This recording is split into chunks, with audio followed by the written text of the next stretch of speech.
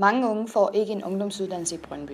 Det er en stor udfordring, hvis man spørger Anne Madsen, leder af Ungehuset ved Jobcentret i Brøndby. Jeg ved, at vi altid nærmest ligger dårligst, så på den måde er det jo en stor udfordring i Brøndby. På Brøndby Strand Skole er ambitionerne høje. Det er trods Jobcentrets undersøgelse, som viser, at hele 35,1% af Brøndbys unge ikke gennemfører en ungdomsuddannelse. Men drømmene lever stadig i 9. E.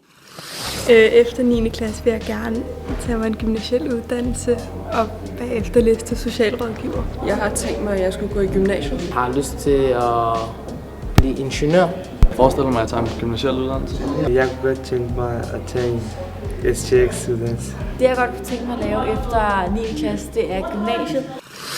Trods elevernes drømme slår skolens UU-vejleder Mikkel Aakjær Lassen fast, at mange af de unge ikke er uddannelsesparate efter 9. klasse. Tallene for de elever, der blev erklæret ikke uddannelsesparate sidste år, de var omkring 25-30%. Men der er store konsekvenser, hvis de unge ikke får sig en uddannelse, mener Anne Madsen.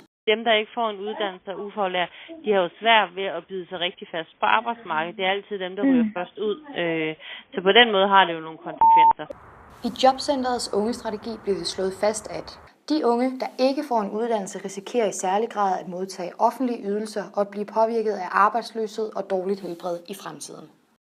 Tilbage på Brøndby Strand Skole gør de en særlig indsats for at imødekomme elevernes drømme. Så prøver vi at liste nogle af de tilbud, som både skolen har, men også kommunen og UU-centret har, som forhåbentlig kan være med til at hjælpe eleven på vej til at blive uddannelsesparat.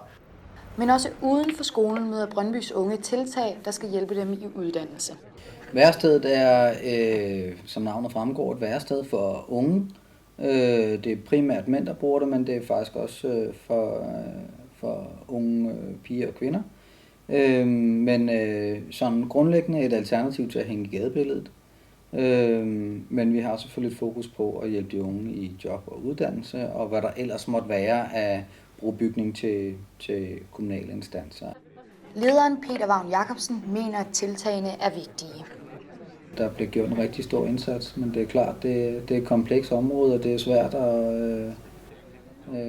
at gøre noget, der målretter alle de problemstillinger. Så jeg håber, at det betyder det for de unge, at vi ligesom er et sted for dem, og et sted, hvor det skal være nemt at få hjælp til at komme videre.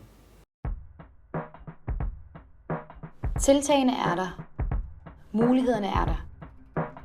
Og 9. E's drømme for fremtiden er klare.